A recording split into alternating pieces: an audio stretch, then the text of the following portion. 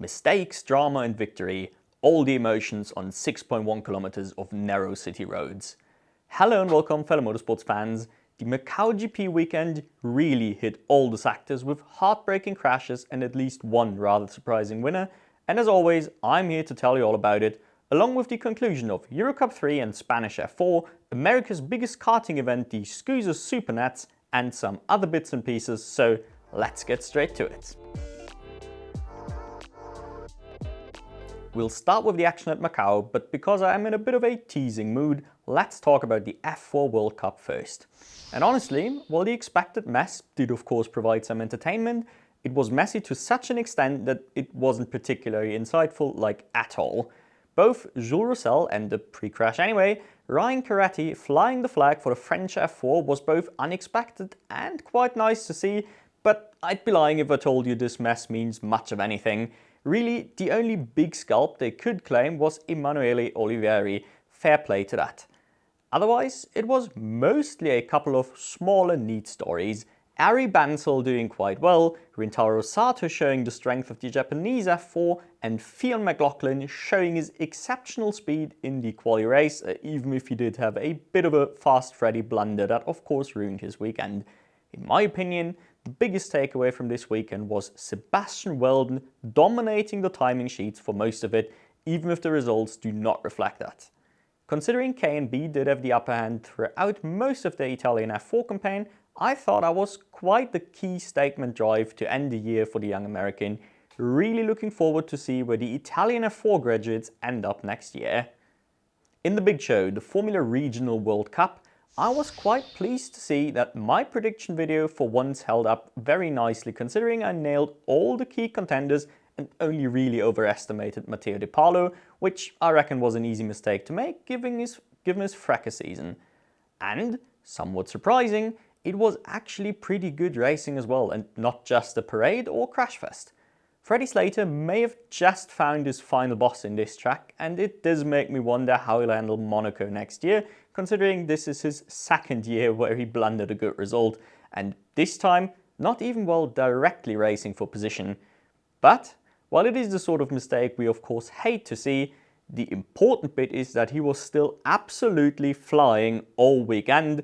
The speed this kid has is just outrageous if you ask me, but we already knew that, didn't we?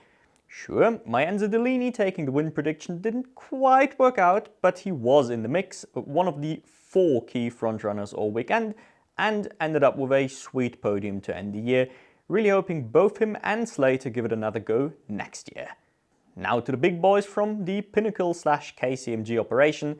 Mari Boya was a key contender for Man of the Weekend, only to get mugged right at the end of the race by teammate and, dare I say, rising French star Théo Finel, who you may know by now I rate rather highly.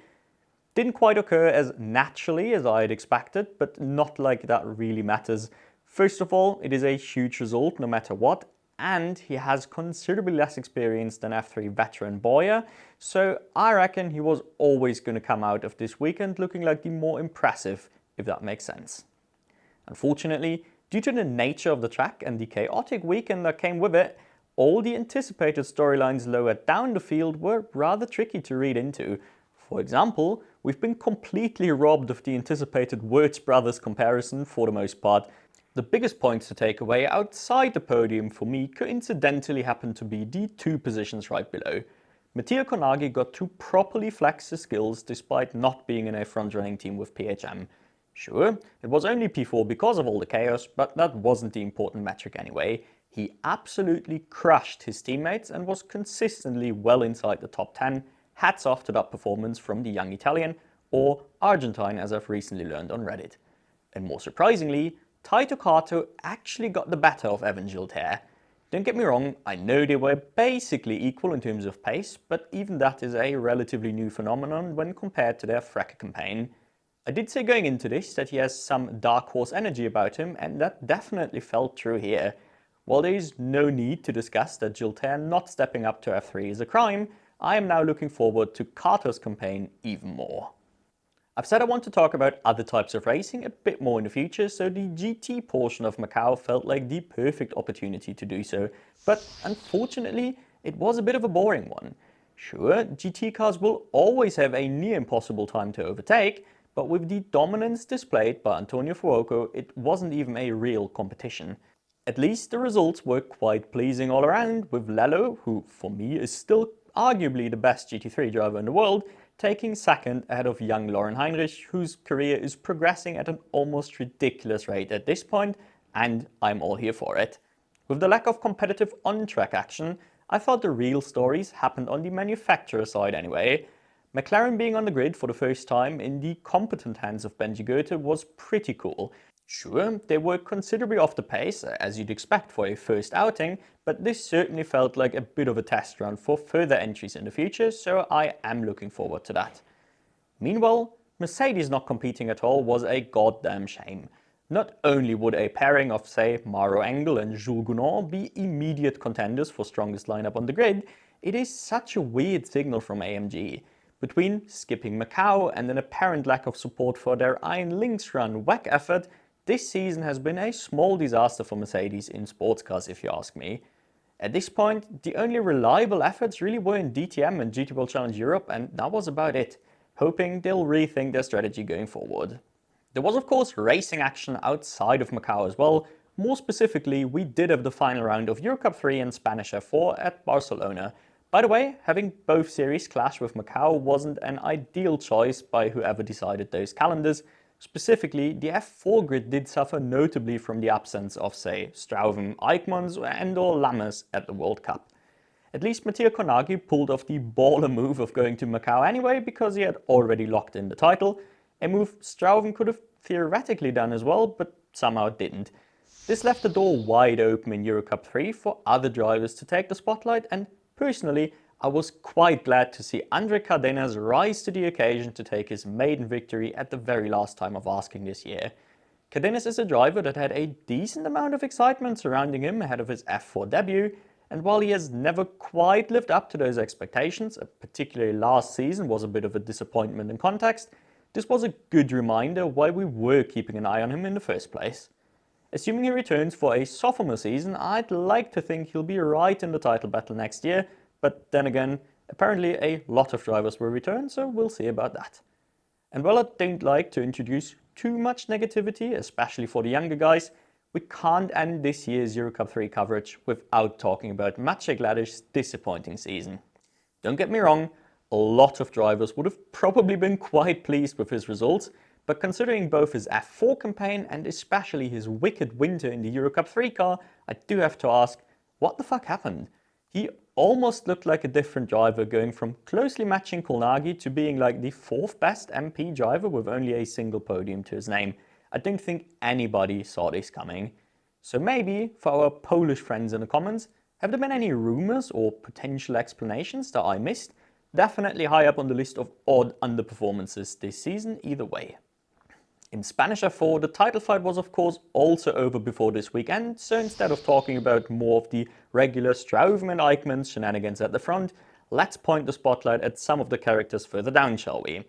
To nobody's surprise, the biggest story for me was clearly Rocco Coronel, Red Bull Jr. and reigning Ginetta Jr. champ in case you weren't aware, and his rather exceptional F4 debut. Not only was he right on it on Saturday, he even peaked with a podium on Sunday, and crucially, denying fellow Red Bull Jr. Niklas Schaufler his first podium in the process.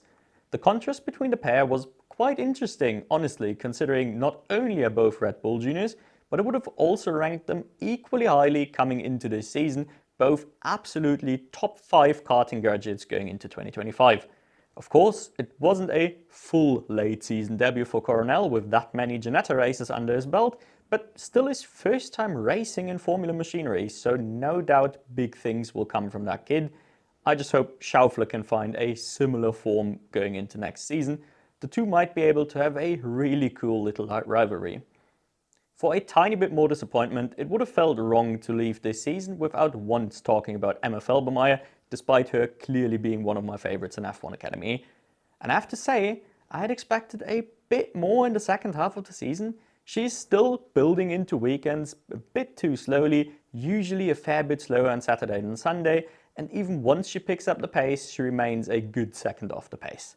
Sure, Wheldon did not have the equipment to consistently fight MP and Campos, but that was more of a Nathan Ty problem. Felbermayr was miles off from those frontrunners anyway.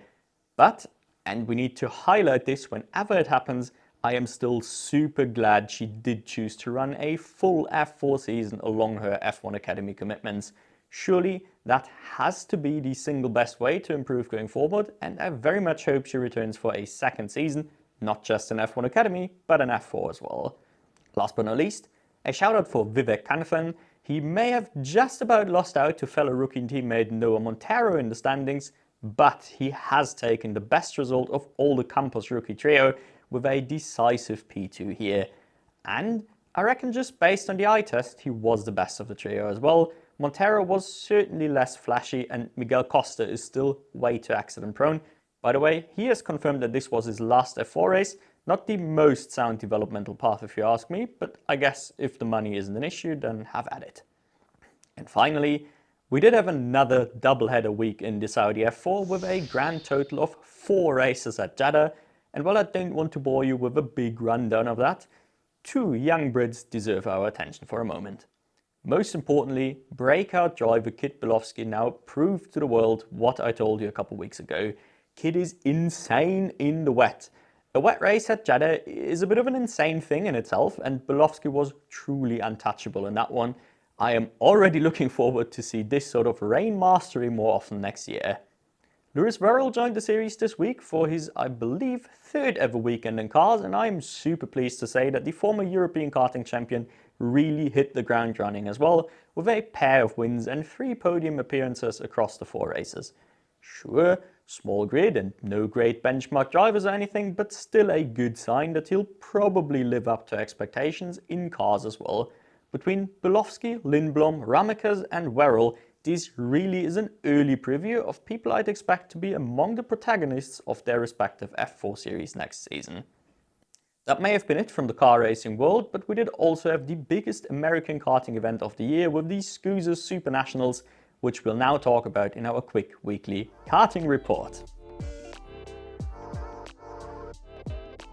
Honestly, with 7 relevant classes racing, I don't really care about the Masters, sorry, this is a tough one to cover properly. So instead of trying to run you through every single one of the classes, I've picked some of the stories that you should know from the juniors, the seniors and the shifters, and we'll skip the younger kids for now. Just for context, there are 2 separate junior and senior classes with the KA100 and the X30s in each, but the entry list was basically identical, so in practice it felt like everyone just got 2 opportunities to shine. In the juniors, there really couldn't have been a more fitting end to the year than this, with our favourite Prema duo dominating the headlines. Noah Baggelin absolutely knocked it out the park in the KA100s, while Dean Hugendorn was firmly front-running in the X30s all weekend long, and both got rewarded with another big win to their name. And even more fittingly, the best American junior competing in Europe, Michael McGoy, was there to keep them honest across both categories as well. Like I said, a very fitting end to the season all around. And since this is occasionally a topic of discussion, if anyone needed further proof that the FIA series do indeed have the strongest grids in the world, there you go. The senior races were unfortunately both spoiled a bit by post-race penalties, and ironically, Joe Turney found himself on both the penalised and the benefiting end of that equation, losing the on-track win in the X30s but taking the KA100 trophy despite just about losing the drag race to the line on the road. But we know what a stud Joe Turney is when it comes to single-speed karting. Instead, let me highlight Alessandro De Tullio's return to karting in the off-season. I love when people well into their single-seater careers return to that kind of event, and De Tullio has always been a huge karting ace. And he did show it here and was leading most of the X30 race until he eventually got crashed into, robbing him of any chance to take home a result. Driving standards were unfortunately a bit all over the place in general. The biggest prize though was of course the win in the Pro Shifters, and I am super glad to report it was proper cinema at the front, even with the dodgy driving standards. Speaking of driving standards, Maranello ace Giuseppe Palomba absolutely took the piss this weekend and smashed young Jay Irwin into a wall on a straight nonetheless. I don't know what the fuck he was thinking, must have mistaken this for iRacing F4 or something. At least he did get disqualified mid-race, which is quite rare but equally satisfying. Once the dust had settled from the chaos, we were at least treated to a phenomenal race from two of the world's biggest stars in the business, with CRG's Victor Gustafsson going up against the absolutely flying Saudi ace and reigning KZ World Champion Senna van Wallstein. Van Wallstein was just on another level in terms of pace and eventually made his way to the lead to end the year with what you could arguably consider the biggest title in shifter karting. Hats off to the Flying Dutchman. Races like this are the reason I keep recommending shifter karting time and time again. Watching names like Van Wallstein, Gustafsson, Hildbrand, Palomba and Kayak all fight it out under the lights is a stunning sight rivaled by few things in motorsports if you ask me. Speaking of Marcus Kayak, unfortunately my personal favourite had a bit of a rough second half of the race after leading early on and just missed out on the podium. Shame, but glad to see him in the mix anyway. Finally, a couple of news to end on. First off, I am super pleased to say that Tarzan Trepuvizek is joining ART in F2 next season. As you probably know, I really like rooting for the guy. There's a bigger picture thing to observe here though, the downfall of ART. Because, let's be real, as much as I like the guy, he is hardly someone we'd expect in title contention. So not really the typical caliber of driver ART has access to. With the changes in the F2 landscape over recent years, it kinda makes me wonder what sort of drivers Prema managed to get a hold of. Next up, McLaren have announced a rather hilarious trio of Ellas for next year with their current F1 Academy driver Ella Lloyd, now joined by Ella Stevens and Ella Häkkinen. No need to talk about another year for Lloyd, this was both expected and a good decision given the talent she has shown so far. You can refer to any of my post F1 Academy videos for that. The other two are far more interesting though. Ella Stevens won the British KZ2 Championship last season, funnily enough the only year I watched the full season of that, so I am at least decently familiar with her. That said, the championship is piss weak compared to the national KZ2 divisions on the continent, so it is hard to really gauge where exactly she is at, but either way, a neat addition to F1 Academy, and I love that McLaren is actually going all out by supporting two drivers in the series without any obligation to do so. Last but not least, we've talked about Häkkinen every now and then over the year as she has made good progress in her karting career. Apparently, she'll stay in karts for 2026, so let's see if she can at least have a Chiara Batigue-esque season before graduating to F4 machinery. Speaking of Chiara Batigue, both her and Scott Lindblom have been announced as high-tech drivers in British F4 for 2026. I don't usually cover F4 announcements as there is a couple hundred of them every year, but these two do deserve a mention I reckon. Both because I am super pleased to have Batigue in a competitive car from the get-go, and because it is kinda interesting to see that Red Bull high-tech partnership in British F4 develop further after success with McLaughlin this year. This does make me wonder whether Rocco Coronel will join them too. It would certainly make for some spicy racing, no doubt. And that is it for the week. Let me know if you liked or disliked my little GT segment to help me figure out the channel's direction for next season. I had planned to talk about either supercars or MotoGP as well, but haven't managed to watch either just yet, so never mind. Next week we'll talk about the conclusion of F1 Academy and Super Formula. Fingers crossed I'll find a way to watch the latter again this time. And since there is little single-seater action, who knows, I might introduce you to Junior GP instead. But for now, it is your time to drop all of your thoughts and opinions down in the comments so we can get our lovely little discussion going. And otherwise, I thank you all for watching and I do hope to catch you in the next one.